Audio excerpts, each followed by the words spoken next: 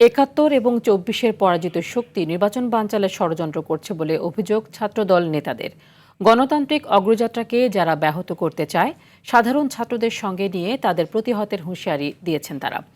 শাহীন হোসেনের ক্যামেরায় রুদ্র রফিকের রিপোর্ট।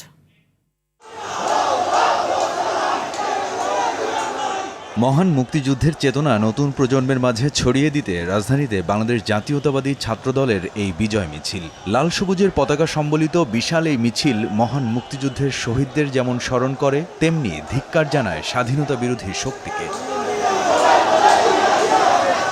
মিছিলে অংশ নেয়া ছাত্রনেতারা বলেন, ৭১ ও ২৪-এর পরাজিত শক্তি জোট বেঁধে দেশের বিরুদ্ধে ষড়যন্ত্রে লিপ্ত। আওয়ামী লীগের যে ষড়যন্ত্র, এগুলো রুখে দেওয়ার জন্য আমরা ছাত্রদল সবসময় রাজপথে আছি এবং আমরা সর্বদা প্রস্তুত সবসময় আওয়ামী লীগকে রুখে দেওয়ার জন্য। ফ্যাসিস্ট লীগ ২৪টা যেভাবে মুছতে পারবে না, সেরকম একটি বিশেষ রাজনৈতিক দল, ইসলামিক রাজনৈতিক দল, তা তাদের ৭১-এর ভূমিকা কোনোদিন হাজার চেষ্টা করলে মুছতে পারবে না। আগামী ফেব্রুয়ারিতে নির্বাচনেই মানুষজন তাদের ভোটের মাধ্যমেই ইনশাআল্লাহ বিএনপিকে বিজয়ী করবে এবং বাকি ইসলামিক রাজনৈতিক দলকে দেউলিয়ায়িত্ব প্রমাণিত হবে এই পরবর্তী আগামী ফেব্রুয়ারি নির্বাচনে। মিছিল পূর্ব সমাবেশে দেশের বিরুদ্ধে চলার সব ষড়যন্ত্র রুখে দেওয়ার হুঁশিয়ারি ছাত্রদল নেতাদের। ৭১-এর পরাজিত শক্তি এবং ২৪-এর পরাজিত শক্তি, যারা কেউ চায় না এদেশে নির্বাচন হয়, এই দুই শক্তির লোকজনদেরকে জিজ্ঞাসা করলেই ওসমান হাদির উপরে গুলি কারা করেছে সেটা বের হয়ে আসবে।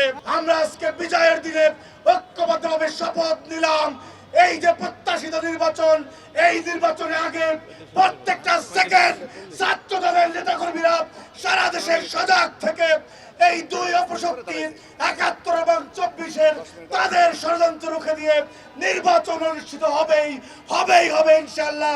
এই গণতান্ত্রিক আন্দোলনকে কোন ছাত্র সংগঠন যদি বাধাগ্রস্ত করে, তাহলে সাধারণ শিক্ষার্থীদের সাথে নিয়ে সেই কথিত সংগঠনকে অবশ্যই আমরা পরাস্ত করব ইনশাআল্লাহ। স্বাধীনতা বিরোধী শক্তির সাথে কোনো ঐক্য নয় বলে জানান ছাত্রদল সভাপতি। মততন্ত্রকে এবং নোংরা রাজনীতি যারা করে, যারা মুনাফিকি চরিত্র তাদের সাথে কখনো আমাদের ঐক্য সম্ভব হবে না।